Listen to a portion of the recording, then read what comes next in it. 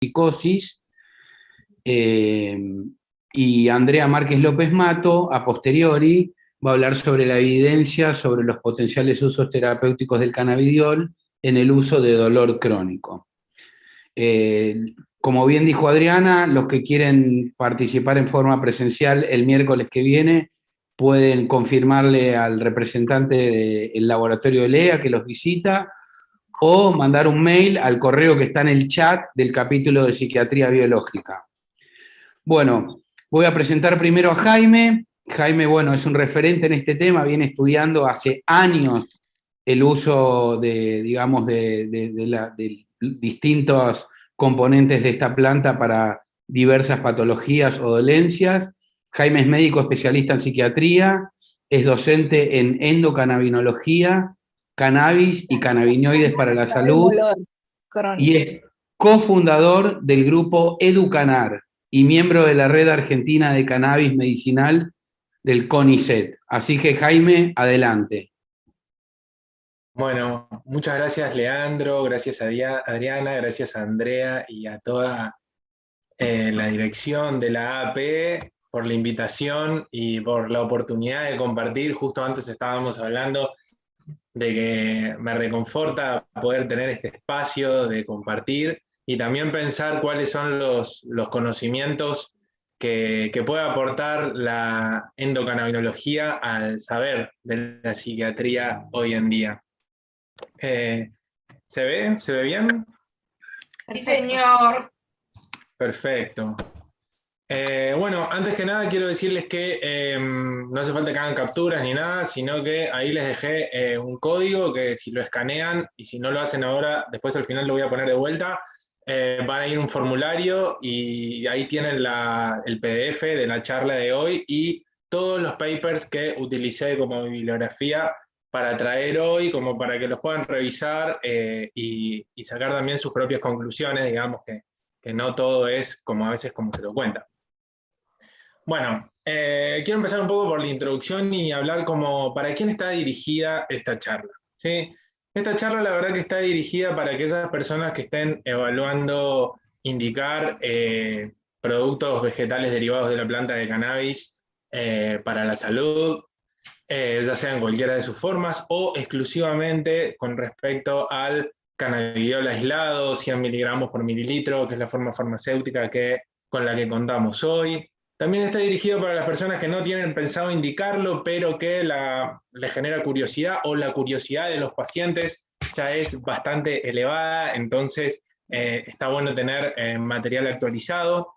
Y también está dirigida a aquellas personas que piensan bueno, que en realidad esto no tiene ningún potencial y que no es un avance para la salud de los pacientes, porque también trae esto a la discusión nuevos conocimientos sobre la fisiología humana, que es el sistema endocannabinoide, y cómo se relaciona también con los conocimientos previos que tenemos sobre psicosis, así que espero que para todos algo de provecho pueda sacar, y claramente no apunta a ser la guía definitiva ni del cannabis, ni de la endocannabinología, ni de la psiquiatría, sino que claramente siempre decimos que estamos en una curva de aprendizaje todavía incipiente con respecto a este tema.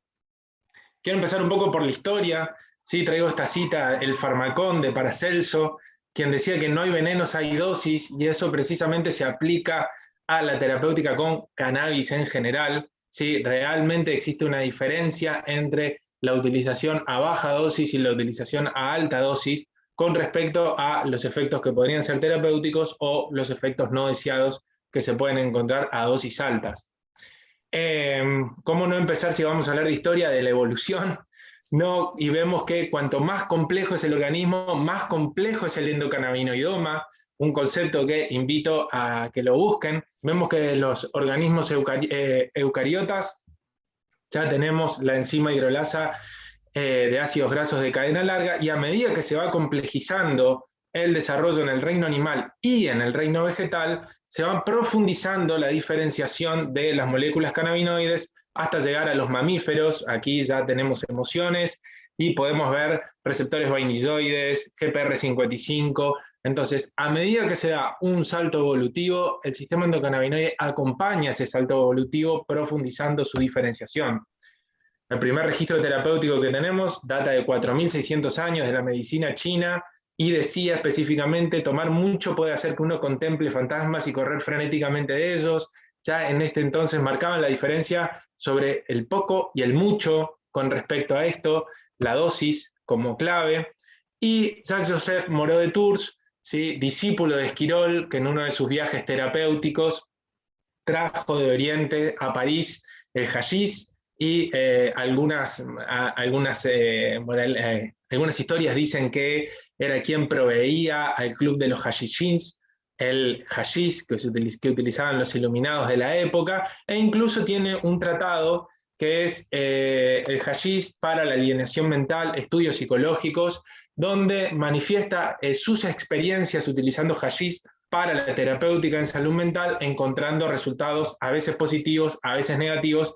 Claramente en esta época no contaban con herramientas tecnológicas como las que contamos hoy, como poder hacer un análisis cromatográfico de los cannabinoides.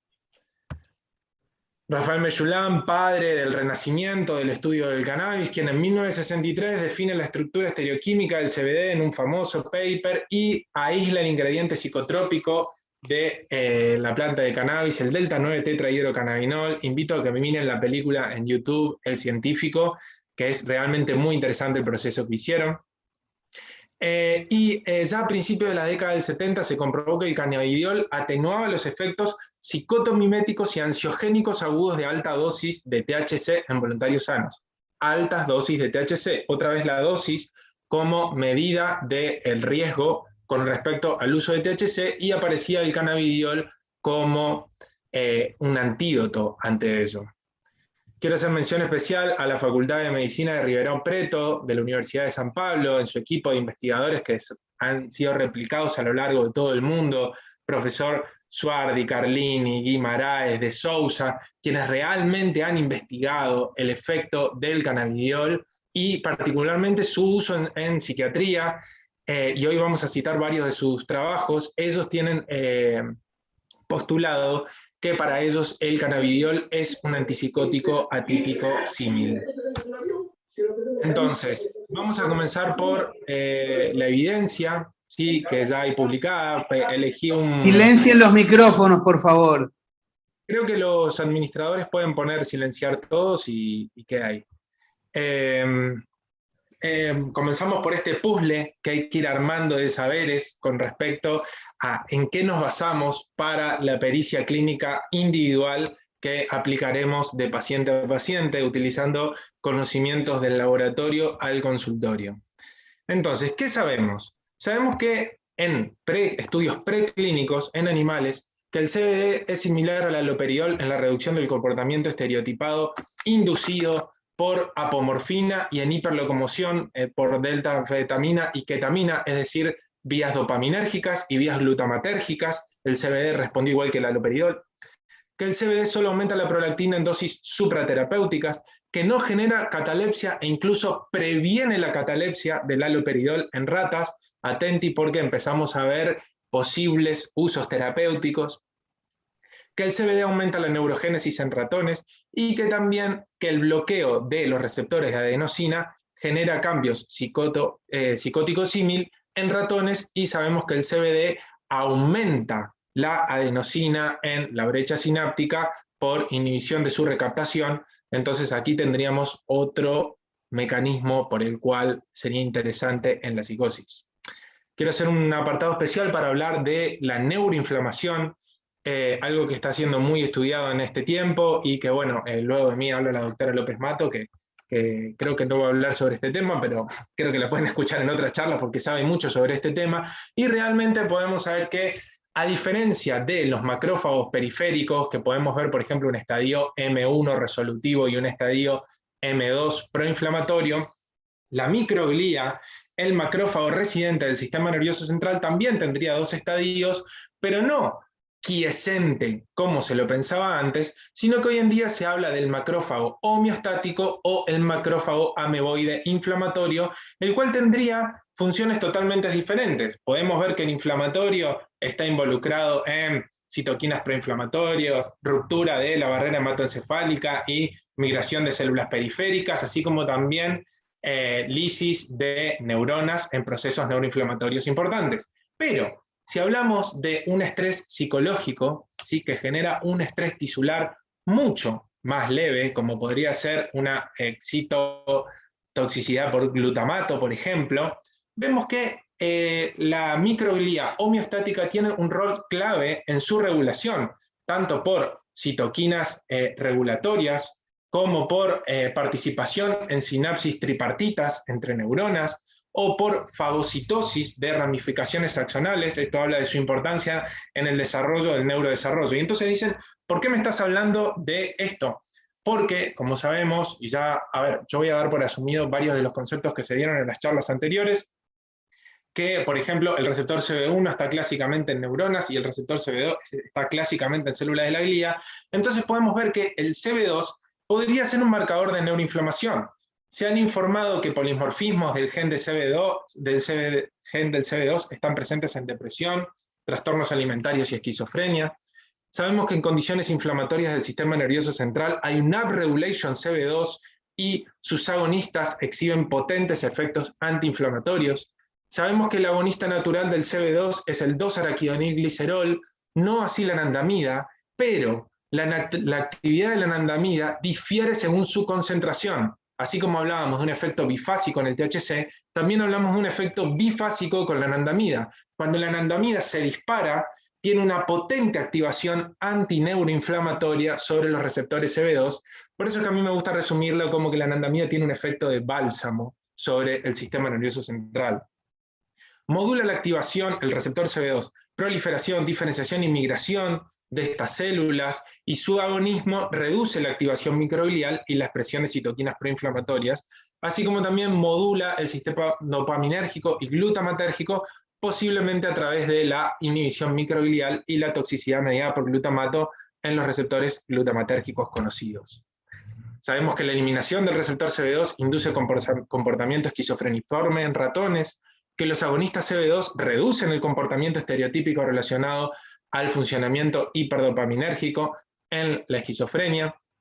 Sabemos también que la activación CB2 protege contra la excitotoxicidad inducida por glutamato mediada por interleuquina 1, y, esto es importante, la remisión clínica de la esquizofrenia se acompaña de disminuciones significativas de ARN mensajero, tanto de anandamida como de CB2, en células mononucleares de sangre periférica. Entonces acá vemos una relación centro-periferia con respecto a procesos inflamatorios, y este podría ser un interesante marcador a futuro del estadio de psicosis a niveles biológicos. La primera evidencia clínica sobre el efecto antipsicótico del CBD fue publicada en 1995. Realmente esto no lo inventa Jaime Buchuk, ¿sí? Esto viene ya de hace bastantes años atrás, y podemos hacer un recorrido sobre la experiencia. Sabemos que con respecto al sistema endocannabinoide hay un upregulation de receptores CB1 en todas las zonas típicamente afectadas por la esquizofrenia. Corteza prefrontal dorsolateral, cingulada anterior, cingulada posterior. Esto se ha visto en tejidos postmortem. Por neuroimágenes se ha visto upregulation en núcleo accumbens, ínsula, corteza cingulada, corteza frontal inferior, corteza parietal, lóbulo medio temporal y protuberancia, y también se saben de polimorfismos genéticos asociados a proteínas que podrían aumentar la vulnerabilidad individual asociada a otros factores como urbanicidad, traumas en la infancia, y el receptor CB1 está entre ellos. Esto, fíjense que es importante porque nos hablan de que si tenemos una upregulation CB1, hablamos de un organismo que es más sensible a los efectos del agonismo.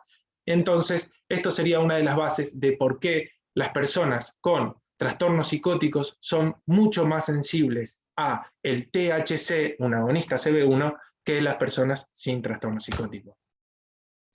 Con respecto a la experiencia clínica, sabemos que sujetos con solo THC en cabello mostraron niveles más altos de síntomas psicóticos positivos que aquellos que en cabello tenían THC con CBD. Entonces acá tenemos un dato epidemiológico que nos puede hacer pensar estrategias a largo plazo sobre reducción de riesgos y daños. Sabemos que sujetos que fumaban cannabis con alto contenido de CBD no mostraban deterioro de la memoria, según este estudio. Yo les voy agregando el N un poco para que vayan viendo el diseño de cada estudio. También se ha visto que hay un aumento 8 veces de la anandamida en pacientes con esquizofrenia aguda, ¿sí?, versus controles sanos.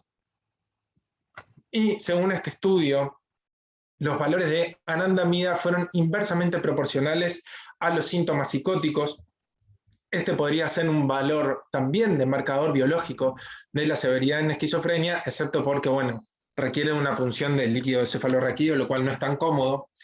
Se ha visto que hay menor anandamida en pacientes que están bajo tratamiento con antipsicóticos típicos, y eso no sería así en pacientes que están bajo tratamientos con antipsicóticos atípicos. Esto yo lo traigo porque me parece importante saber que, como psiquiatras, por más que no utilicemos cannabinoides, estamos manipulando el sistema endocannabinoide. Entonces es importante tenerlo dentro de la batería de conocimiento a la hora de la aplicación de la terapéutica, como también para poder predecir ciertos tipos de resultados. Sabemos que la anandamida y la oleil etanolamida la detectaron aumentada en pacientes por guardia externa con esquizofrenia aguda, indistintamente del consumo problemático de cannabis, y disminuyeron al alta, y estos pacientes fueron tratados con uno o más antipsicóticos atípicos. Y también sabemos que hay aumento de la anandamida en líquido cefalorraquídeo de estados prodrómicos, y este estudio encontró que era inversamente proporcional la concentración de anandamida con respecto al tiempo de transición a psicosis franca. Aquellos jóvenes en estados prodrómicos que tenían menor anandamida debutaron con psicosis franca en mucho menor tiempo que aquellos que estarían protegidos por la anandamida. Hay otro estudio que no traje que hicieron a través de test de neuroimágenes y por test neurocognitivos, descubrieron que tanto una monodosis de 600 miligramos de CBD como durante una semana encontraron restitución ad integrum en esos ensayos clínicos reducidos en pacientes que tenían estados prodrómicos de psicosis. El desempeño cognitivo es independiente a la anandamida, no estaría relacionado. El CBD también con respecto a seguridad, sabemos que el CBD oral no representa riesgo cardiovascular o de abuso, también en fumadores frecuentes de marihuana, no altera exámenes clínicos, neurológicos o psiquiátricos en voluntarios sanos, y acá vamos al primer estudio de 1995, donde una paciente mujer de 19 años con esquizofrenia tenía muchos efectos adversos a los antipsicóticos y la trataron con haloperidol, la trataron primero con CBD y luego con haloperidol, y vieron, según la PANSS, que la respuesta con CBD fue superadora.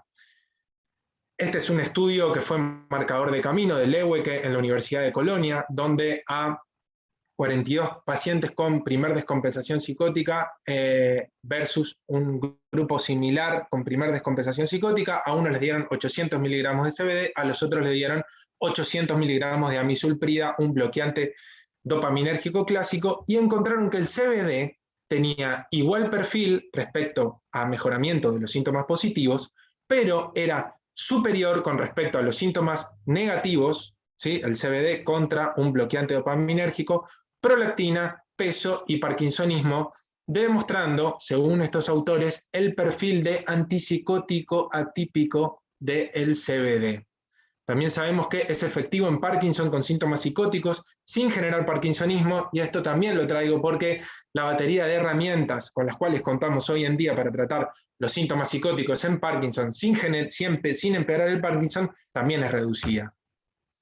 Y este estudio es un doble ciego multicéntrico, un ensayo clínico aleatorizado de CBD contra placebo como coadyuvante a antipsicóticos. A pacientes que estaban tomando ese antipsicótico y habían tenido alguna mejoría parcial, les agregaron 800 miligramos de CBD. Esto es lo que se llama un estudio add-on, y encontraron que luego de una semana, 22 días y al fin del tratamiento 6 semanas, el grupo CBD había mejorado tanto por la escala de la PANSS como por la CGI, y también encontraron que había mejorado en su psicomotricidad.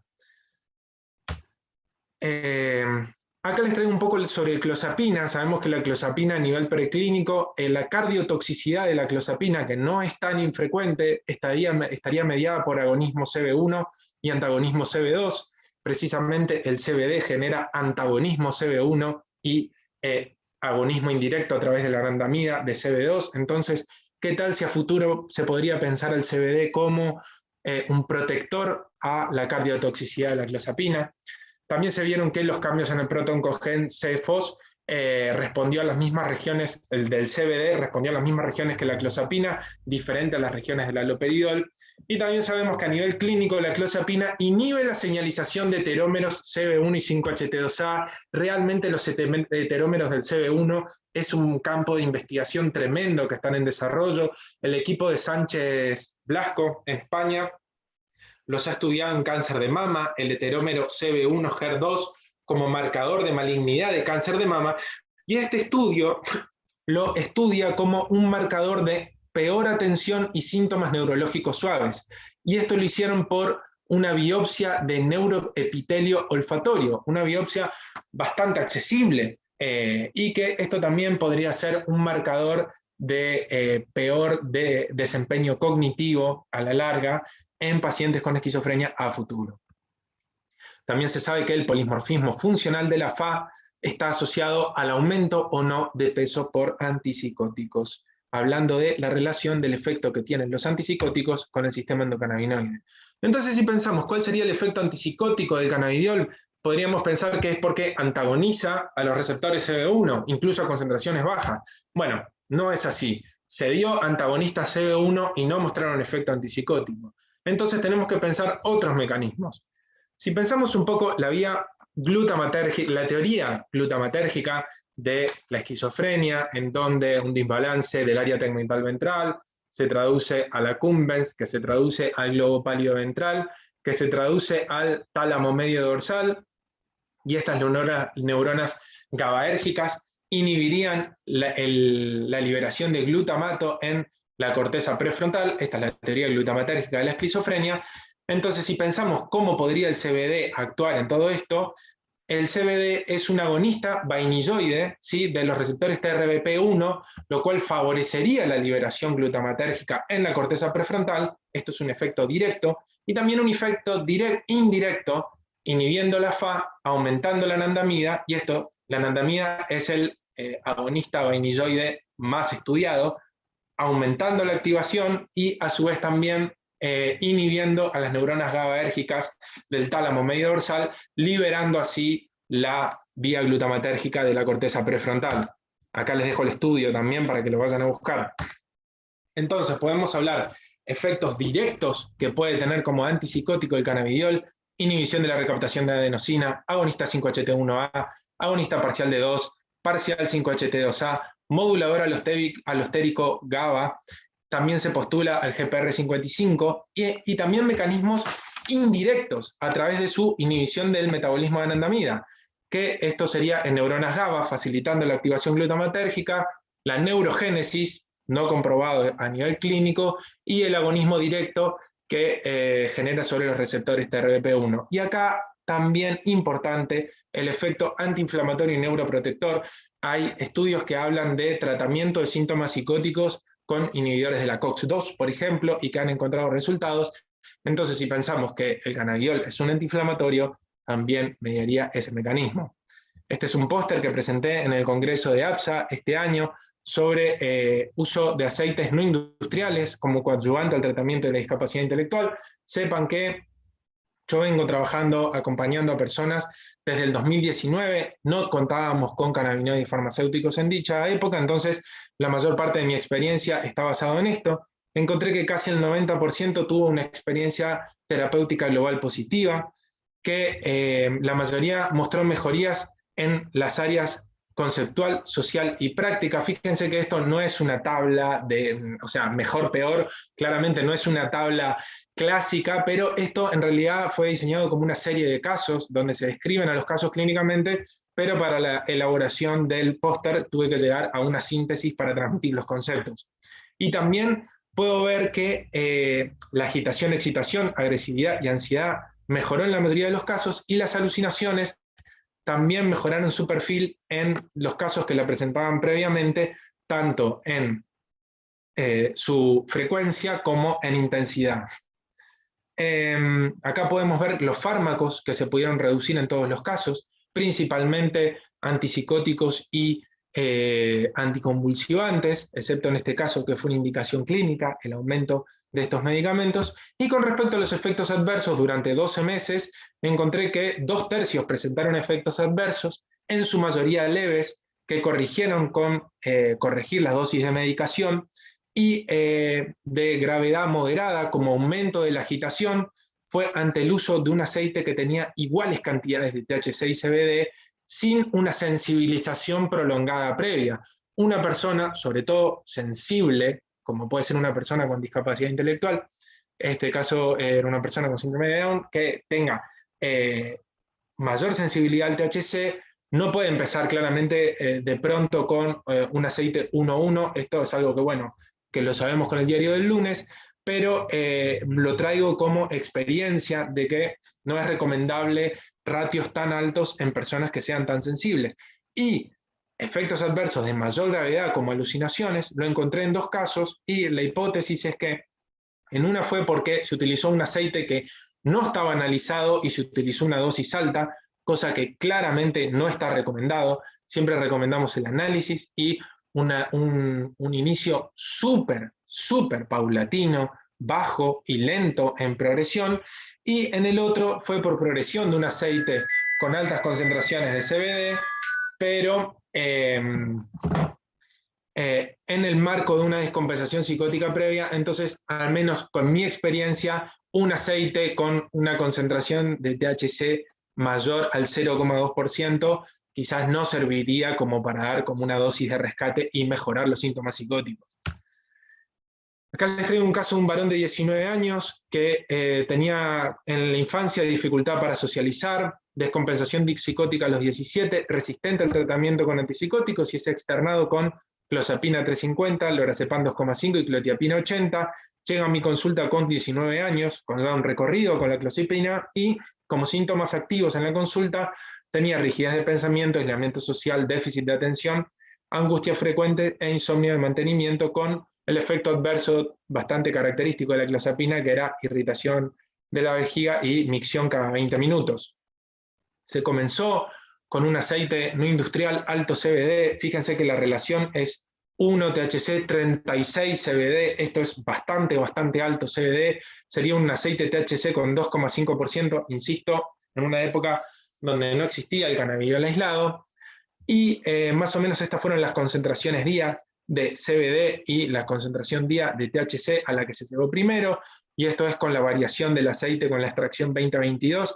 ¿En qué estadio estaría? Fíjense, 5,5 miligramos de CBD al día, muy distinto a lo publicado antes, y 0,22 miligramos de THC al día, y luego de 34 meses de seguimiento está en clozapina 100 miligramos día y se retiró completamente la clozapina, y los resultados son subjetivamente: mejoran la voluntad, interacción social, predisposición a colaborar en tareas hogareñas, muestra interés por diversos temas, mantiene vínculos duraderos con pares, y angustia infrecuente y leve, mejoró el ritmo de micción y sueño conservado durante 8 horas.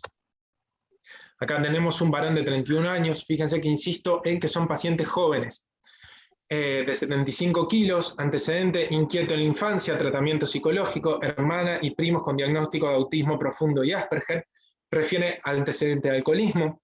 Abandonó el tratamiento hace 2 años debido a parkinsonismo, extra la medicación que tenía, y permaneció desde entonces aislado con su madre en el domicilio. Tenía alucinaciones auditivas, escuchaba risas sinestésicas, ideación delirante paranoide, abulia, hipotimia, aislamiento social y fases amnésicas. Diagnóstico presuntivo F20. ¿Qué se hizo? Se derivó a trabajo social para evaluar un poco la situación de la familia y se inició un tratamiento empírico off-label con cannabidiol 100 miligramos por mililitro, la fórmula farmacéutica, con 0,25 mililitros por desayuno y 0,25 mililitros a la cena. Sería 5 mililitros día, más o menos 50 miligramos de CBD al día, o 0,66 miligramos kilo día. Fíjense, una dosis muy baja. A las 3 semanas me dice: con el remedio vengo bien, me siento más relajado, me deja pensar un poco, antes estaba atrapado en mis pensamientos, estoy en una charla con la iglesia y los viernes voy a la iglesia, sin alucinaciones. A las 9 semanas llegamos a una dosis de 2 miligramos día, lo cual suspenden por faltante, y me dice: me cuesta quedarme dormido, con el remedio era un poco más fácil, con la falta del cannabidiol me está faltando la paciencia, había mejorado. Le estoy haciendo mandados a una señora, le hago trámites de ANSES y PAMI y voy al banco, me paga, estoy menos con el videojuego. Perdón, Jaime, últimos minutos, por favor. Y termino con este caso entonces, ya. Se restaura la dosis, luego de 1 mililitro cada dosis y recupera el estado previo. A las 19 semanas suspenden el aceite por el costo y la familia está evaluando pasarse a un aceite no industrial. Y esto me parece que es importante con respecto a la validación científica, que es que al no estar validado por una evidencia 1A, generalmente no lo cubren las obras sociales. Entonces, si no lo cubren las obras sociales, esta está siendo una limitación hoy en día. Saltamos este uso caso clínico, usos potenciales como efecto antipsicótico, entonces sería un efecto antipsicótico símil y sin agroneurocitosis. Psicosis en Parkinson porque no bloquea la dopamina. Potenciación add-on, el CBD potencia los psicofármacos y los otros fitocomponentes potencian el CBD. Reducción de riesgos y daños, modula el efecto del THC, el CBD como práctica más saludable. Alianza terapéutica, el tratamiento debe contemplar el imaginario del paciente. Es una estrategia holística o multitarget para la psicosis y algo más. Prevención cuaternaria, ¿sí? Tiene un perfil a largo plazo de efectos adversos menor que los antipsicóticos típicos y atípicos. Sensibilización, lo que le mencionaba antes, y si la persona va por el lado del autocultivo, también pensarlo como laborterapia e inclusión de redes. Y esto era una pregunta que traía para el final, lamentablemente no la vamos a poder tener, pero es que si alcanzamos 1000 miligramos de CBD al día con un preparado que tiene menos del 0,2%, estamos dando 1 miligramo de THC al día. Y si estamos dando 1 miligramo de THC al día con un CBD supuestamente aislado, ¿no será que parte del efecto se debe a esa pequeña porción de THC? Entonces, la reflexión es que, por más que la pensemos como moléculas aisladas para estudiarlo e indicarla, la planta de cannabis es una sola, indivisa, y a la larga vamos a tener que, si practicamos con esta planta, incluirla en su totalidad, o si no, esperar a que salgan moléculas sintéticas que manipulen CB1 y CB2. Gracias por el espacio, dudas y comentarios ahí se lo dejo, ahí les dejo el QR para que se bajen la clase si no lo capturaron al comienzo, escanéenlo y se bajan la clase, y muchas gracias, hice lo más veloz que pude. Bueno, muchísimas gracias, Jaime, brillante tu presentación, muy importante haber tocado este tema, porque es uno de los que, por ahí no para vos, que estás muy familiarizado, pero para la comunidad de la psiquiatría es uno de los más controvertidos, porque venimos, digamos, hace 20, 30 años bajo el paradigma reinante de que en una base de vulnerabilidad el abuso de cannabis podría promover una descompensación o desencadenar un brote, y ahora estamos hablando de que distintas proporciones de moléculas o dosis adecuadas o bien manejadas podrían tener el efecto opuesto. Lo cual es importante que hayas desasnado a mucha gente respecto a esta controversia, a esta incertidumbre que hay. Bueno, ahora va a hablar una persona a la cual me tocó presentar más de una vez. No sé si es fácil o difícil presentarla porque francamente no necesita presentación. Todos la conocemos. Es una referente indiscutida en la psiquiatría a nivel nacional, inclusive que trasciende las fronteras de nuestro país. Respecto a su rol en la AAP, es un alma mater, la han definido como parte del inventario de la AAP, como una estandapera de la psiquiatría en la Argentina y en la región. Es amiga de todos y en lo personal es mi maestra, mi mentora, y hasta, bueno, cumple un rol maternal, es como una madre putativa. Así que, Andrea Márquez López Mato, adelante con tu presentación.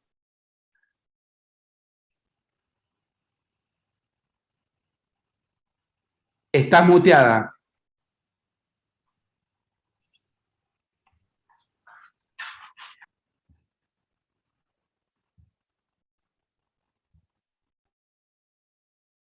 Activar audio.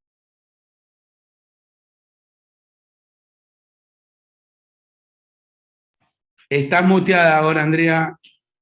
Ahora, Perfecto. bueno, entonces espera que se me ha pasado alguna. Bueno, empiezo de esa que sé, que es la que estaba. Primero, me encantó la charla de Jaime, precisamente porque desandó algunas dudas que todos tenemos, ¿corresponde o no corresponde? Y entonces antes de empezar, compartir pantallas, que no se me daba, voy a contar que mi experiencia con el cannabidiol, pero en realidad con la marihuana en general, fue, espera que no se me da lo de compartir, pero empiezo a hablar.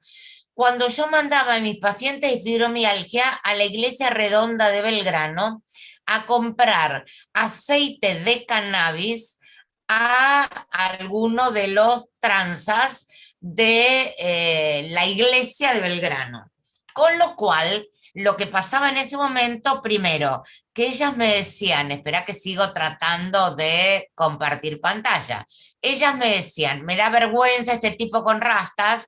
Yo hablaba con el tipo con rastas, me aseguraba que tenía un buen porcentaje de CBD y de THC. La mitad anduvieron bien, la mitad, dice, está compartiendo la pantalla y no se me da. La mitad no anduvieron bien. Pero lo increíble, esperen un minutito que ustedes lo conocen. ¡Juani! Ahí va a venir el que sabe de esto. Pero mientras cuento, la mitad andaba bien, la mitad no andaba bien. El dealer, teóricamente, comillas, era el mismo, conocido por mí. Estoy poniendo, perdón, entró mi marido, uso compartido de pantallas y no me la comparte. A ver si vos puedes hacer algo mientras yo hablo.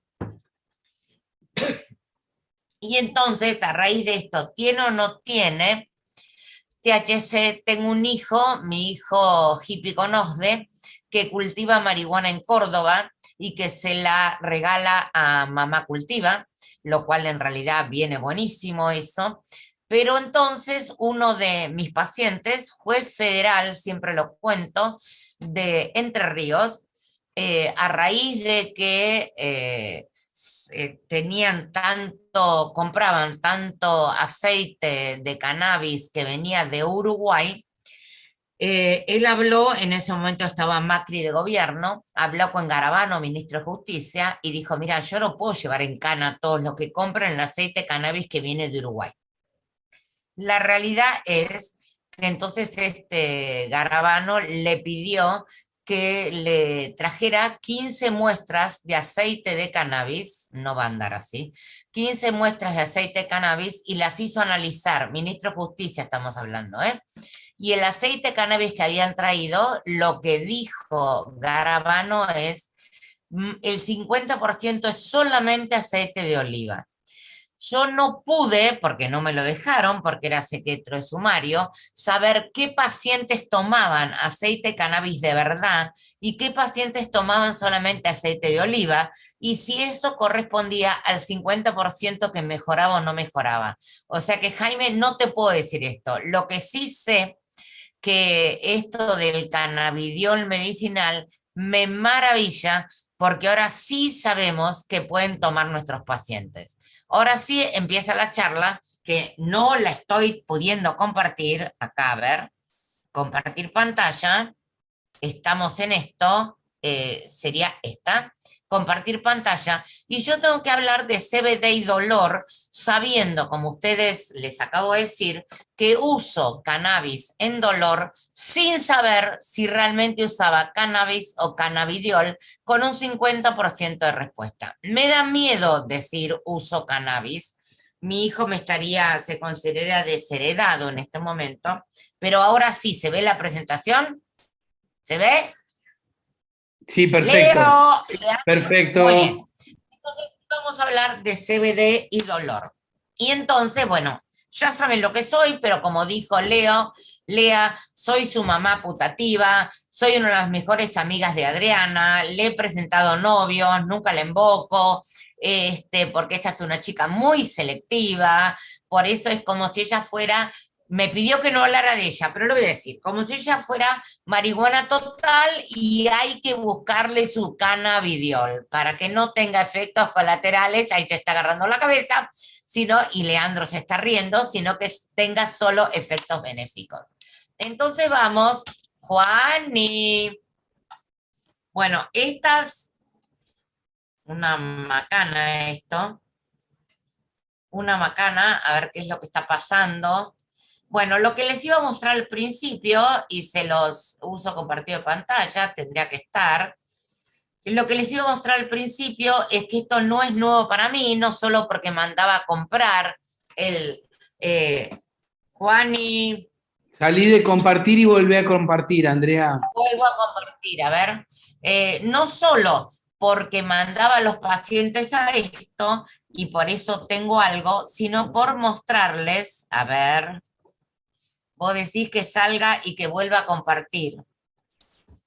Esto ya le pasó al anterior que habló la vez pasada y que se puso muy estresado. Yo en realidad lo sumo, me haré un Manhattan para no estresarme, pero no va. A ver, wait, nueva pestaña. A ver, Juan. ¿Ustedes me escuchan igual? Sí.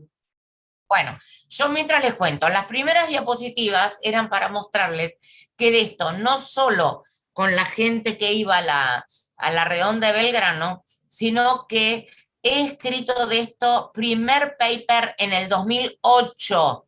2008 escribí con Pablo Beretta y Paula Yamburu sobre endocannabinoides en un congreso de la P, en un saloncito chico donde vino solamente el profesor Bajstroski. Al resto, evidentemente, no le importaba nada de lo que estamos hablando, pero de esto ya hace más de 15 años. Después de eso, escribí un paper, que hoy se los iba a mostrar, con Elvira Covini, una de mis juniors, que también trabajó con Adriana Rivetti, sobre cannabis e inmunidad. Porque eso sí es un tema que en realidad está sobredimensionado. Ya ahora, cuando Juan me ayude a poder compartir pantalla, les cuento que cuando la gente habla de cannabis e inmunidad, pone de ejemplo a Bob Marley. Bob Marley se murió de 5 cánceres primarios. O sea que cannabis e inmunidad, que como bien nos contaron todos los que me precedieron, teóricamente es CB2, es otro de los receptores de cannabis, tampoco es que sea tan efectivo porque el señor que la propagandeaba, poneme acá y yo salteo, el señor que la propagandeaba se murió de cánceres primarios. Sí voy a decir, si puedo enganchar esto, que entonces... Andrea, ¿querés pasarle la presentación a Luciana y ella la comparte y te la va pasando? La voy a poder hacer. Me niego ahora que Luciana se tiñó el pelo a poder hacérselo a Luciana. Ya lo voy a poder hacer. Autorrecuperado, autorrecuperado.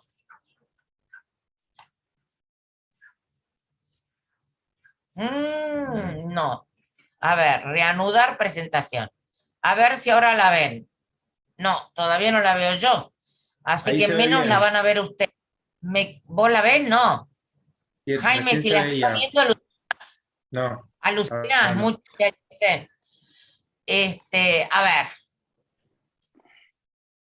A ver, última vez que intento, si no se las doy sin diapositivas, ¿qué quieren se las diga? La sé. No, por ahí, discúlpame, Andrea, que te interrumpa.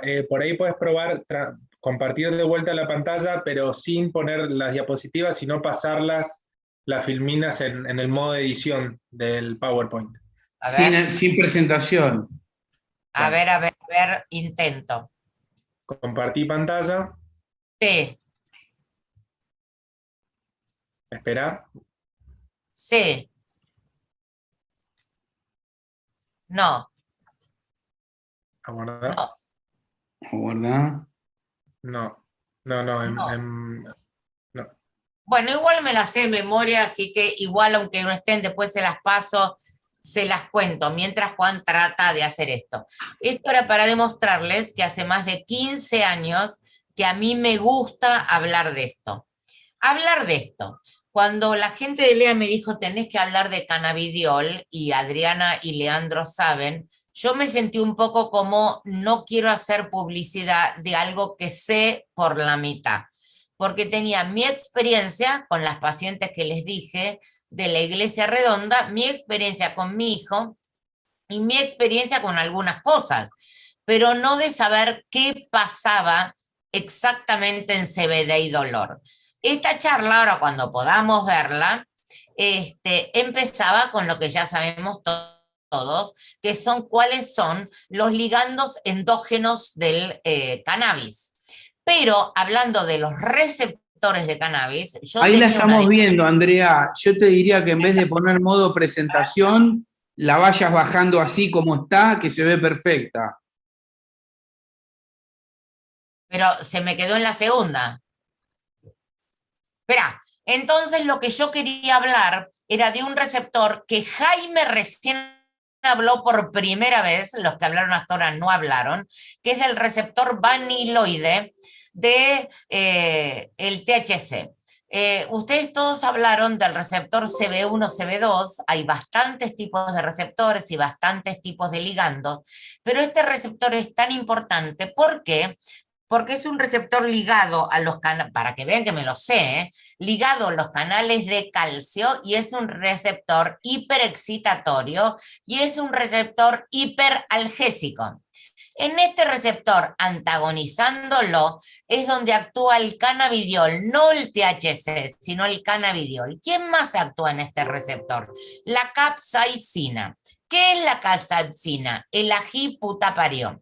¿Qué dicen en el campo? Si algo te duele mucho, pica un ají, morrón, puta parió y ponételo sobre la herida. O sea que esto, medicina rural, lo sabían hace mucho y entonces sabemos hoy en día que el cannabidiol actúa antagonizando este receptor. ¿Qué otra cosa? Me estoy mezclando porque no tengo la presentación, pero ¿qué otra cosa sabemos? Este receptor cannabiloide, cannabiloide, es receptor de cannabidiol, pero vainilloide, tiene esta ventaja, activa al receptor de serotonina 1A. ¿Qué es el receptor? Ustedes saben que a mí me encanta la serotonina. ¿Qué es el receptor de serotonina 1A? Es el receptor ansiolítico, es ahí donde actúa la buspirona, es ahí donde actúa la vortioxetina. O sea que el efecto ansiolítico del cannabidiol puede darse por la acción sobre este receptor. Eso es bueno saberlo. La acción de cannabidiol y serotonina. ¿Qué más les puedo contar hasta que aparezca, si es que aparece esto que dice autoguardado? Lo más que les puedo contar es, había algunas diapositivas de dolor. Y entonces, antes de empezar a hablar de dolor, sabemos que el dolor puede ser agudo o crónico, lo vemos todos, pero que el dolor también puede ser nociceptivo, me picó un mosquito, nosaceptivo, me quedó un dolor de recuerdo de un dolor herpético, diabético, o puede ser no noxaceptivo. ¿Qué es? Un dolor que probablemente sea el recuerdo de un dolor, pero que activa esas fibras de dolor sin que exista el dolor. Uy, Andrea, te volviste loca. No, eso es lo que pasa en fibromialgia. Es decir, la fibromialgia no hay un dolor punzante en ese momento. En la fibromialgia lo que pasa es que se activan, no tenía diapositiva de eso, pero se los cuento, se activan las zonas cerebrales de receptores del dolor. ¿Por qué pasa esto? Porque teóricamente en la fibromialgia hay vivencias infantiles traumáticas reales o fantasiadas. ¿Les suena? Que esas cosas reales o fantasiadas lo que hacen es que se activen, cuando uno no puede hablar, esas zonas de percepción del dolor, y esas zonas de percepción del dolor quedan para siempre aumentadas, y se aumenta entonces. ¿Ahora lo ven? ¿La ven? Muy bien. Sí. Ahí se activa la percepción del dolor que queda para toda la vida. Por eso una fibromialgia, que es un dolor crónico sin estímulo, queda para siempre. Y por eso hay que creerles a las fibromiálgicas. Ahora que ya tengo la presentación, voy a decir esto. Esta presentación empezaba con he reñido a un hotelero porque ¿cuándo? Porque hace mucho que me dedico a esto. ¿Cuándo?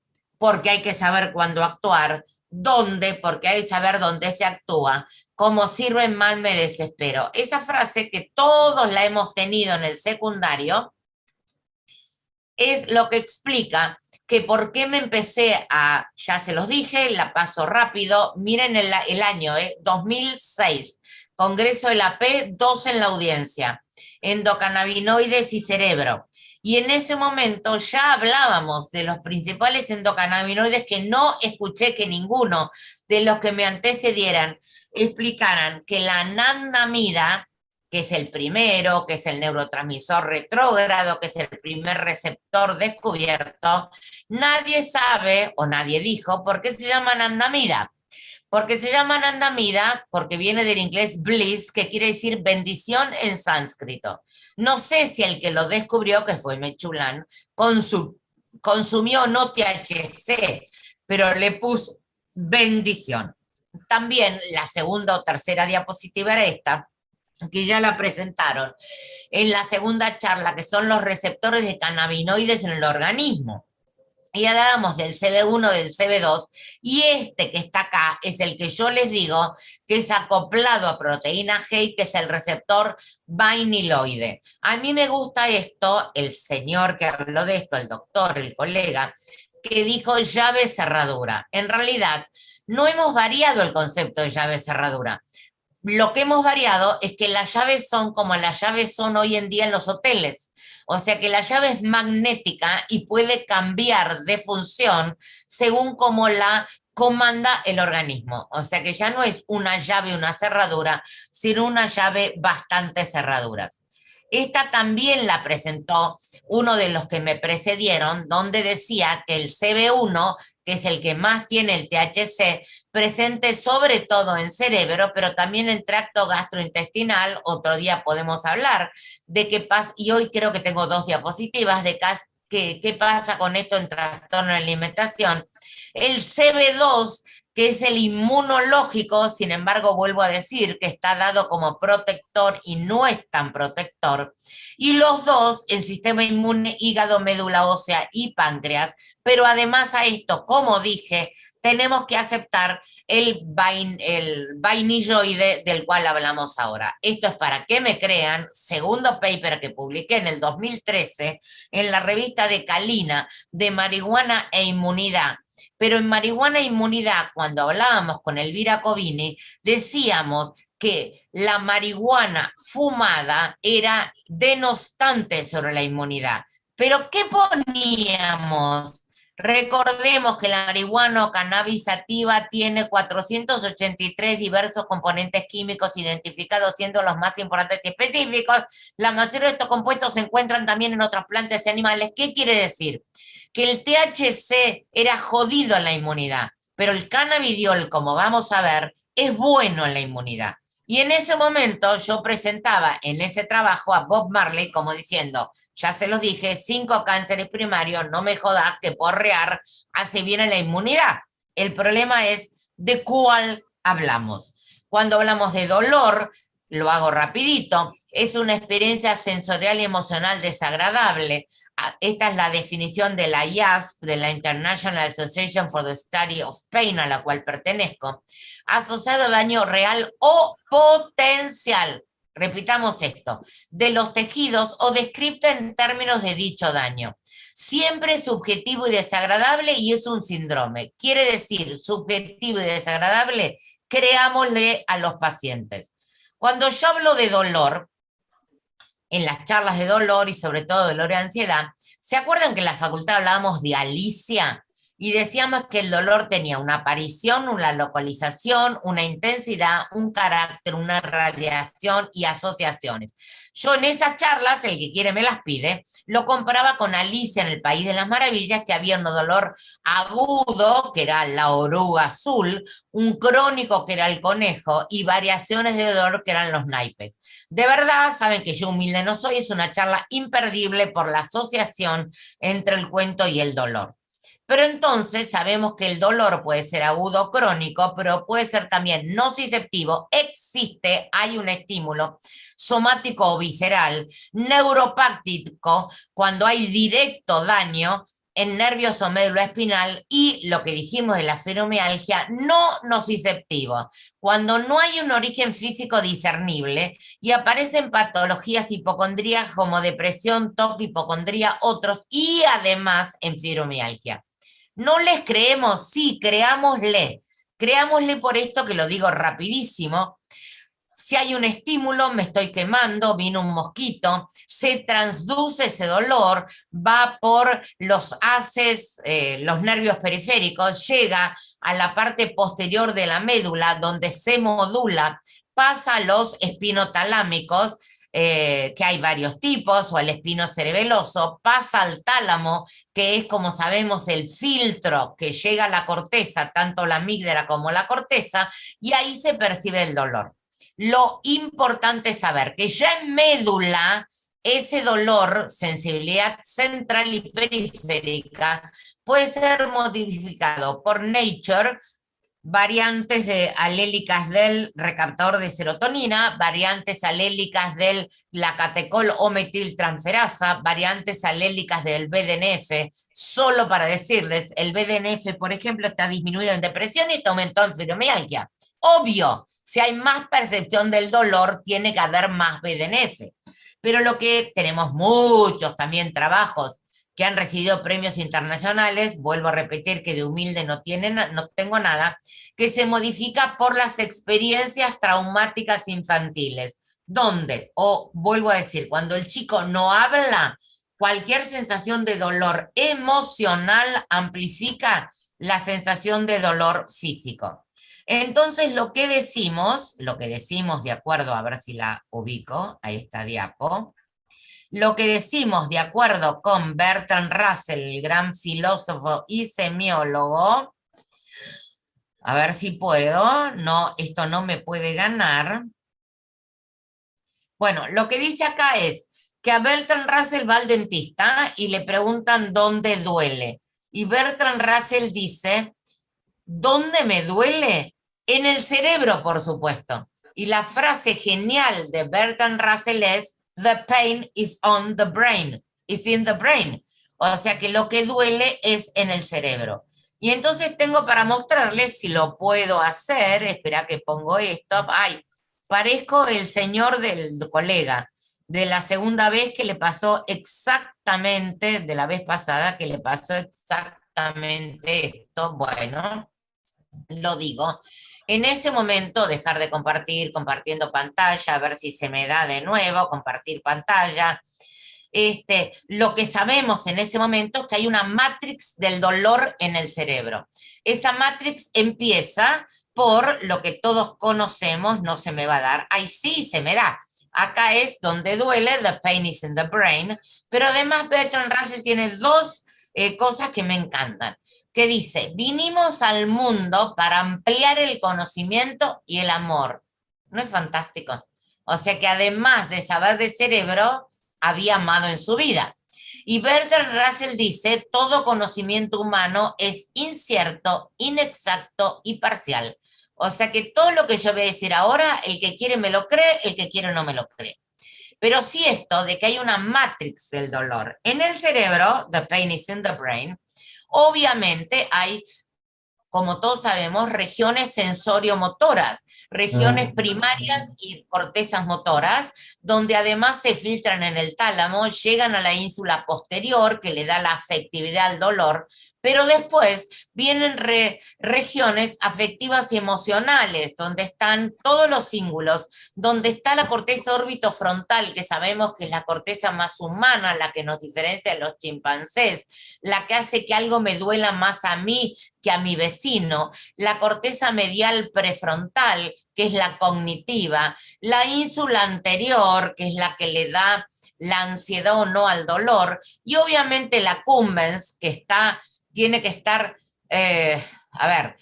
apagado cuando hay dolor, salvo en las 50 sombras de Grey, donde a esta chica, que no me acuerdo cómo se llamaba, le encantaba encender su accumbens con el dolor, hipocampo, que es el recuerdo de los dolores anteriores, tálamo, que es el gran filtro, la amígdala, que es la que hace que dispare o no, o me desmaye, o que me pase al dolor, y el caudado, que es un órgano límbico, además de un órgano neurológico. De acá, de las sensoriales y de las emocionales, pasan las cognitivas, que son las grandes integradoras donde yo percibo intelectualmente el dolor, prefrontal, temporal, parietal, y después regiones modulatorias, que son obviamente las que van de la médula hacia abajo. ¿Por qué no me interesa a mí hablar de dolor? En otras charlas todas me las pueden pedir, porque el artículo de revisión último, 2018, no es el último, de la revista colombiana de psiquiatría, habla del trastorno depresivo, el trastorno de ansiedad y el dolor crónico como que tienen múltiples manifestaciones, pero una fisiopatología en común. Y ahora sí, para hablar realmente de cannabidiol, ay, a ver si podés, Andrea. Seguro que voy a poder. Esta diapositiva, no sé por qué me pasa esto, porque me le chució el que dio la charla antes que yo. Esta diapositiva, a ver si se las puedo mostrar, lo que tiene es, yo mientras cierro y vuelvo a dejar de compartir y vuelvo a compartir, a ver si se me da, tiene 3 fotos que son realmente las fotos de lo que se llamaríamos fitoterapia. ¿Qué quiere decir esto de la fitoterapia? Lo que usamos como analgésicos. Y lo que usamos como analgésicos, ¿qué es? Precisamente, acá está, precisamente, muy bien Andy, pudiste, es precisamente, primero está la corteza del sauce, del sauco, de donde sale la cafiaspirina, después está una, no se me da, una plantación de amapolas, que es donde salieron los opioides, la morfina y todos los codeínas símiles, y después está la planta de marihuana. O sea que siempre creímos en la a ver si lo puedo hacer desde acá, en la fitoterapia para el dolor. Sí, lo puedo hacer de acá, chicos, ténganme paciencia, lo puedo hacer de acá. Acá está esa que les dije, a ver si lo pueden ver igual, porque igual ya estamos terminando. El cannabidiol que hay en publicado, evidencias publicadas, la prescripción de cannabidiol en la práctica clínica, estos son 400 primeros pacientes en Nueva Zelanda, que lo consideramos un país serio, publicados en el British Journal en el 2020, en dolor crónico, al menos 100 miligramos día, es tal vez un poco más que la dosis que se nos aconseja. Dice, el CBD es efectivo en el tratamiento del dolor crónico y síntomas asociados. Alteraciones del sueño, ansiedad, mejora la calidad de vida y es bien tolerado. ¿Y por qué digo síntomas asociados? No se me da, pero lo voy a lograr, les juro que lo voy a lograr. ¿Por qué dice síntomas asociados? Porque los síntomas asociados de la fibromialgia y el dolor crónico son lo que llamamos, yo siguiendo a Yunus, y lo he ampliado y hay muchas charlas mías sobre el particular, síndrome sensitivo central. ¿Qué quiere decir esto? Que el cerebro percibe más dolor, esto está demostrado con resonancias. Y dentro de este síndrome sensitivo central está la fibromialgia, que es lo que hablamos antes, el síndrome de intestino irritable. Hay muchas publicaciones hoy de síndrome de intestino irritable, donde actúa el cannabidiol contra el TRBP, que es el receptor vainilloide que les dije antes, en asociación con 5-HT1A, que ya les dije que es ansiolítico. En este mismo síndrome sensitivo central está el síndrome de fatiga crónica, está el síndrome de piernas inquietas. Hay mucho estudio actual, mucho no, algunos, sobre cannabidiol en síndrome de piernas inquietas, que hasta ahora usábamos vitamina D, clonazepam y pramipexol. Yo tengo 2 pacientes que empecé a darles Cambis. cefalea tensional, no migraña, dismenorrea primaria, cistitis intersticial, síndrome por dolor miofacial, acá usábamos carbamazepina, tenemos que empezar a probar Cambis, y dolor de la articulación temporomandibular.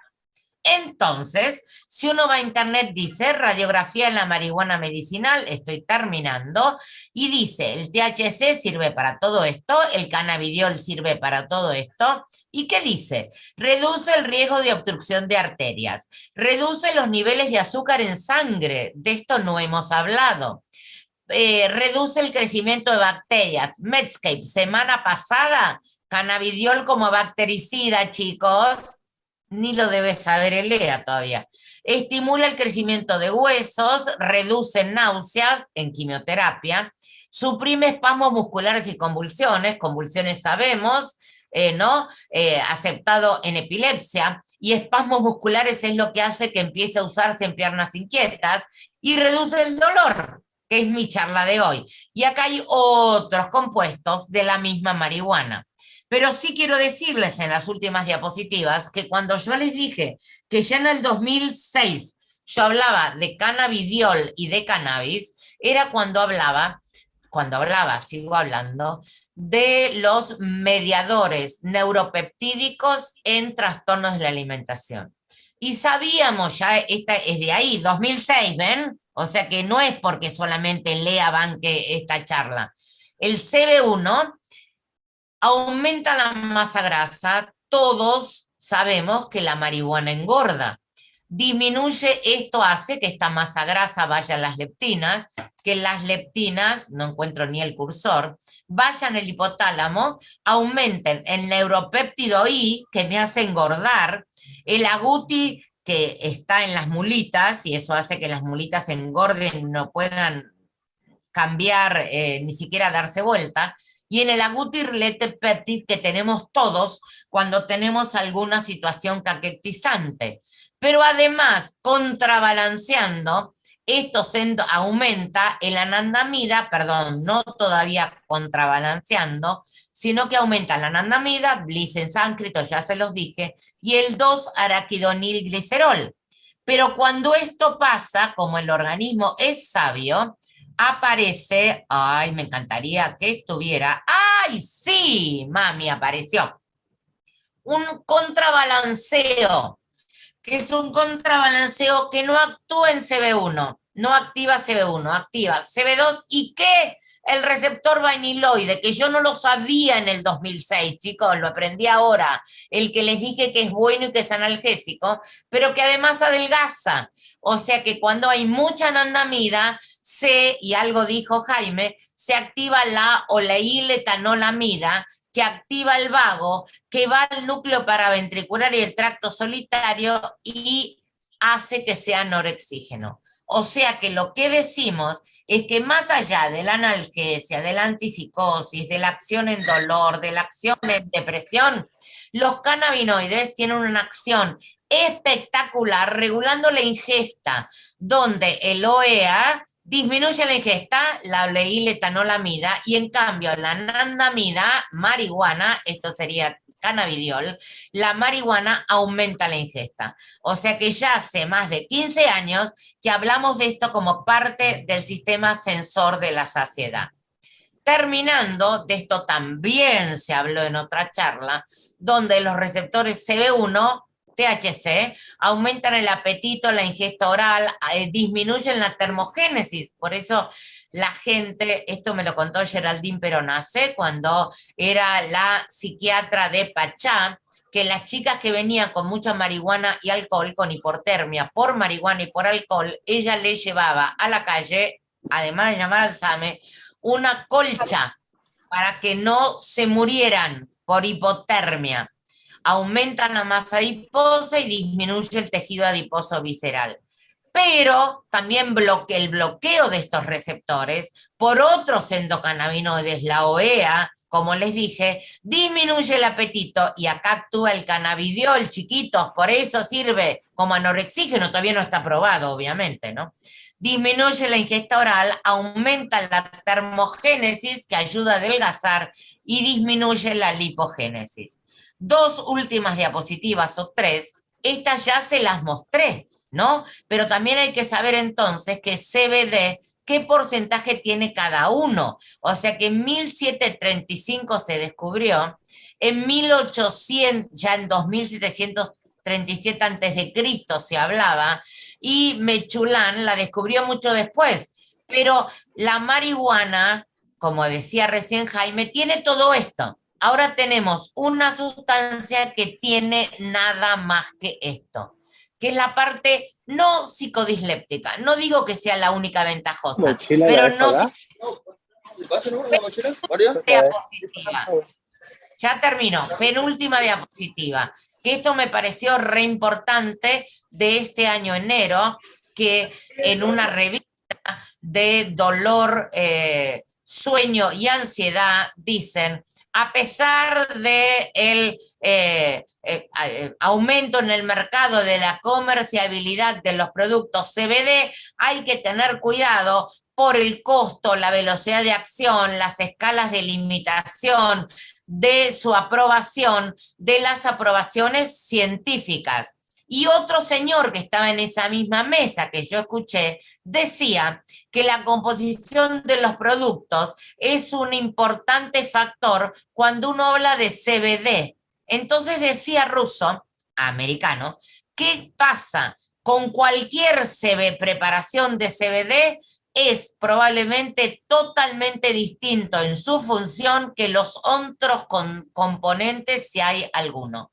Y esto, que me lo tendría que pagar, ya lo dije, aparte porque son estas cosas, estos acrónimos que a mí me encantan, como a todas las hipertimias que hacen asociación maníaca, que yo digo que las potenciales, te la regalo Adriana para empezar tu charla la próxima vez, las potenciales indicaciones terapéuticas del CBD son, acá dice cannabidiol y acá dice cefaleas, muchos papers, alimentación, no tantos papers, pero Andrea López Mato lo dice porque leyó papers hace 20 años. Neuropsiquiatría, es decir, Parkinson, epilepsia. Niños, en niños lo que no tenemos, y yo sí le iba a preguntar a Cuquier, pero no llegué, es dosis en niños. ¿La dosis es lo mismo, mililitro, kilo de peso, o la dosis es distinta? Yo creo que no está estipulado. Sigamos con cannabidiol. Ansiedad. Demostrado muchos papers y se habló de esto como ansiolítico, y de esto hablan los pacientes. Bactericida, me faltaba la B, chicos, cuando yo quería hacer este acrónimo, y surgió el paper en Medscape de la acción bactericida del cannabidiol, viste que esto porque la gente me copia, saben que yo digo que el mundo me copia. Y insomnio, de dolor y las otras cosas del síndrome sensitivo central, es decir, piernas inquietas, cefalea, dolores miálgicos y irritabilidad, pero irritabilidad no solo en autismo, como descontrol de impulsos, o oncológicos, no para que no te agarres el cáncer, sí para que te banques la quimioterapia, y la L me dio para decir los demás, ¿qué va a pasar con otras indicaciones? Así que con esto me despido. Surge la última diapositiva que dice: gracias, Andrea Márquez López Mato. Vieron que me lo sabía, ¿eh? Que sin diapositivas igual pude empezar a decirlo. Dale. Preguntas para Jaime y para mí. Bueno, muchas gracias a ambos. La verdad, un lujo, un placer. Muy agradecida a ambos. Había ahí una pregunta respecto de si hay información sobre psicosis posparto. ¿Alguna experiencia? No. Bueno, no sé qué dice Jaime. Yo creo que no. La psicosis posparto es absolutamente hormonal. O sea que en la psicosis posparto tampoco van los antipsicóticos. Antes yo usaba lanzapina. Ahora lo sigo usando, ¿eh? Ahora lo que más se usa en la psicosis postparto, que en el país es muy caro, es brexanolona, que es una progesterona natural, una pregnenolona del sistema nervioso central. Impacto negativo, hay que darlo por suero, 48 horas de internación la embarazada. Impacto positivo, no hay que suspender lactancia, en España es donde más tienen experiencia, y se interna la embarazada con el bebé. O sea que no creo que esto sea lo indicado, al menos no hay indicación para esto ni para otros antipsicóticos. Jaime, ¿tenés alguna experiencia para comentar? No tengo experiencia de psicosis posparto tratada con CBD. Me parece que ya lo que se podía decir lo comentó Andrea, y tampoco he visto publicaciones acerca de psicosis posparto tratada con CBD. Yo la verdad que a mí me da un poco la sensación, no sé si percibieron que en la clase que armé pongo la fecha, porque siempre me pasa de que trato de fijar que decir lo que dije en este momento puede cambiar totalmente dentro de poco, porque el campo de investigación en cannabis se va renovando totalmente. Entonces, yo la verdad dejo abierta la duda de si puede llegar a ser efectivo o no, pero en base a mi experiencia personal y a lo que he leído, no he encontrado información. Parece que yo mostré de Bertrand Russell, que todo en ciencia es incierto, Claro. ¿no? Como que todo es temporario, y es cierto, lo que decimos hoy como muy Bueno. seguro puede no ser igual mañana, pero hoy aprovechémoslo. Hay una pregunta aquí, en pacientes con psicosis que continúan consumiendo THC, ¿se podría usar CBD como coadyuvante? Bueno, es una muy buena pregunta. La verdad, no sé si recuerdan que yo cité ahí que los casos en los que por restos en pelo, aquellas personas que tenían mayor concentración de CBD tenían menor severidad de síntomas psicóticos positivos y menor severidad de trastornos cognitivos. Entonces, también sabemos que el CBD es un antagonista alostérico del receptor CB1, que sería el principal sitio de acción en deleterio que tendrían las altas concentraciones de THC en personas sensibles como personas con trastornos psicóticos. Entonces, si lo pensamos de un nivel molecular, tendría lógica. En base a mi experiencia personal, a mí me ha pasado, por ejemplo, con un paciente que tenía comorbilidad, esquizofrenia y trastorno de problemática de consumo de sustancias, tenía antecedentes de cocaína, no era un problema principal en este momento, pero bueno, yo la verdad que lo venía acompañando muy prolijamente con un aceite que preparaba la familia con alta concentración de CBD, pero el paciente en simultáneo compraba cannabis prensado y fumaba todo el día. Y entonces eso fue una situación que, visto y considerando, o sea, teniendo en cuenta que el ideal sería que no consuma, pero dado que esa instancia no era lograble, la verdad es que yo trabajo desde la reducción de riesgos y daños, que es una alternativa pragmática, digamos, de qué podemos hacer con lo que tenemos, y entonces la familia acudió a la ONG que era su referencia, consiguió flores altas en CBD, y el cambio fue rotundo, de un día para el otro. Todo lo que tenía que ver con la ansiedad, la irritabilidad, la hipertimia que presentaba constantemente desaparecieron, lo cual a mí me llevó a pensar de que no eran síntomas propios, o sea, nucleares de su trastorno, sino que eran síntomas sobreagregados por el alto consumo de THC que manifestaba todo el día, y eso se corrigió. Entonces, ya hay varios trabajos publicados de psicosis y consumo problemático de marihuana en el cual han indicado aceites altos en CBD y han logrado una mejora clínica. Entonces me parece que en esos casos sí sería interesante, porque, repito, el CBD podría actuar directamente mejorando el trastorno de base e inhibiendo el efecto del THC sobre el receptor CB1, o sea, tiene toda la lógica. A ver, ¿no? A lo que dijo Jaime, porque es muy bueno. Yo tengo 2 pacientes uruguayos graves. Uno es un bipolar grave con varias internaciones, el otro es un autista que nunca tuvo internaciones porque no sale de la casa. el bipolar consumía THC en altas dosis. De acuerdo con la madre, lo fuimos cambiando porque parece que en Uruguay también se vende cannabidiol de cogollos, de flores, con muy poco THC. Mejoró terriblemente, acordando con concordancia totalmente con Jaime. Él primero pensaba que seguía fumando THC, y fumaba cannabidiol y está muchísimo mejor. No está psicótico, que como dice Jaime, no sabemos si era el THC o era una psicosis bipolar, y al autista del adulto, no le hizo nada, que es otra cosa que uno diría, bueno, acá funciona. Él no me modificó en nada, pero son 2 hermanos y tengo la única experiencia que tengo. Andrea, aquí dosis en dolor y asociación con analgésicos. La dosis en dolor generalmente es 100 miligramos día, por eso digo que es más alta que la que tiene el Cambis. No tiene interacción con analgésicos, salvo que uno pase de esa dosis, y entonces sí tiene joroba, la famosa P450 hepática, pero menos que el analgésico en doble dosis. Me explico. No sé, paracetamol, ibuprofeno, joroban más el hígado cuando uno los toma. Por ejemplo, ibuprofeno en 600 miligramos que tomar 300 de ibuprofeno más cannabidiol. Bueno, hay una pregunta de YouTube que me gustaría aclararle a María Belén Soria, que pregunta... Que fue la primera que se conectó, o sea que tiene derecho a preguntar porque fue la primera que se conectó, yo lo vi.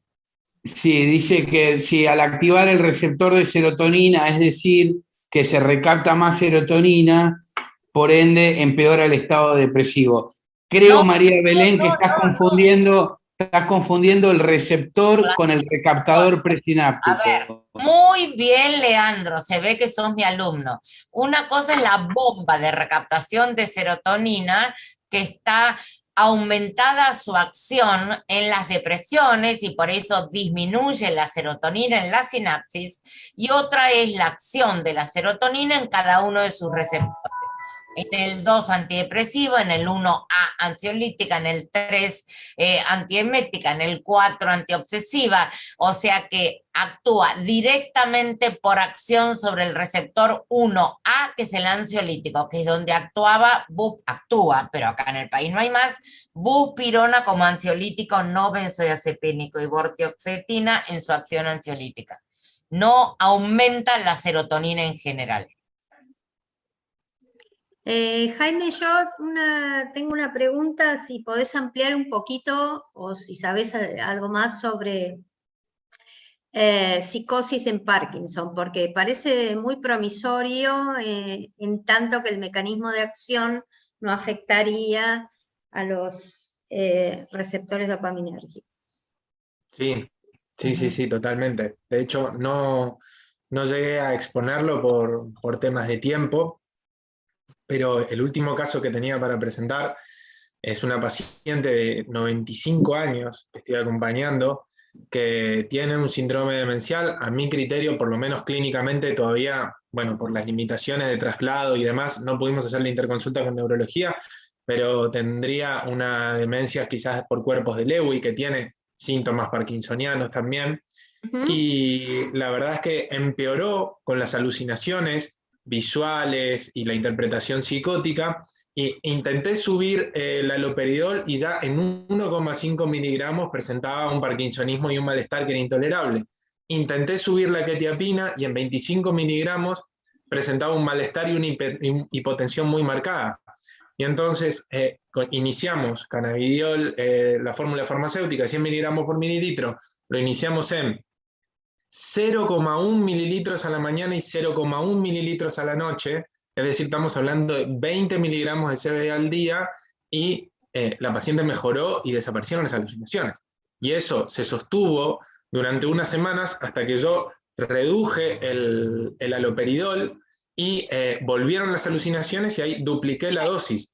20 miligramos de CBD a la mañana, 20 miligramos de CBD a la noche, y las alucinaciones volvieron a remitir, y por un cuadro de hipotensión se decidió retirar la quetiapina y la paciente sostiene la mejoría con respecto a las anomalías psicóticas. Entonces acá podemos ver lo valioso, me parece, de esta herramienta que yo, a ver, en un momento se presentó de que yo estaba acá para desasnar.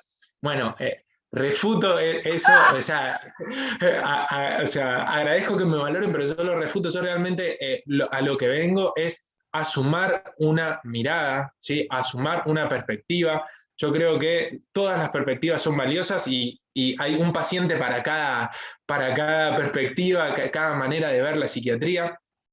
Y, y entiendo perfectamente que haya gente que no se sienta segura, que esto es algo muy nuevo, que son indicaciones off-label. La realidad es que con respecto a los pacientes que tienen sensibilidad a los síntomas parkinsonianos, es una herramienta, yo diría que no, es difícil encontrar un punto de comparación. Es difícil de encontrar... Es difícil encontrar otro antipsicótico que no genere, que no genere parkinsonismo, porque a mí me ha pasado de encontrar empeoramiento del Parkinson con quetiapina también, a bajísimas dosis. Hay pacientes que son extremadamente sensibles, y la verdad que el CBD tiene un mecanismo antipsicótico diferente a los antipsicóticos que conocemos. En parte se comparte con los antipsicóticos atípicos, pero en parte también se comparte para ser un antiinflamatorio. Entonces, realmente yo creo que esa es una población diana de esta terapéutica, y espero que con el correr de los años la experiencia clínica me dé la razón, o eso, si me tiene que refutar, me refute también. Pero sí, Sí, muy realmente promisorio, muy promisorio, muy promisorio. Aquí hay una pregunta si hay alguna experiencia en TOC, si saben. Yo no tengo. Bueno, yo sé de gente no tengo ni leí. A lo mejor Jaime sí. Yo sé de gente que tiene experiencia en haber mejorado el TOC. Yo particularmente no tengo pacientes que hayan mejorado, que me hayan consultado por TOC y la utilización de cannabis, que me parece como un punto de partida también necesario como para pensar esta terapéutica.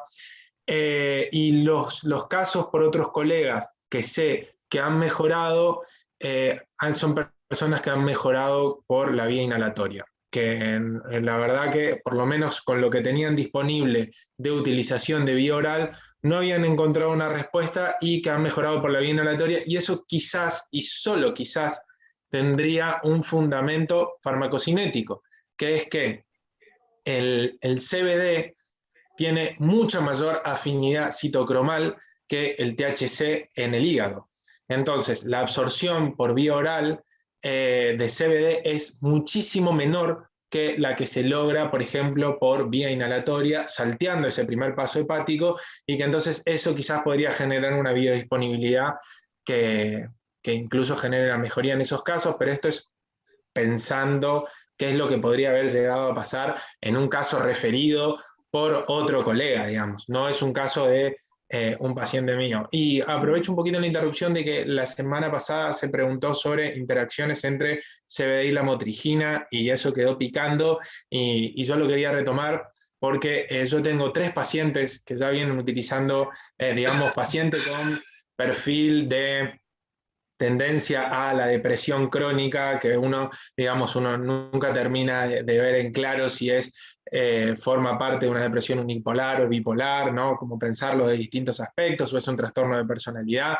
Una sola de estas pacientes tiene antecedente de haber tenido una manía, y los síntomas depresivos, la verdad que mejoraron con la motrigina a dosis bajas, la motrigina 50 miligramos, 75 miligramos, junto con CBD, por vía oral sublingual.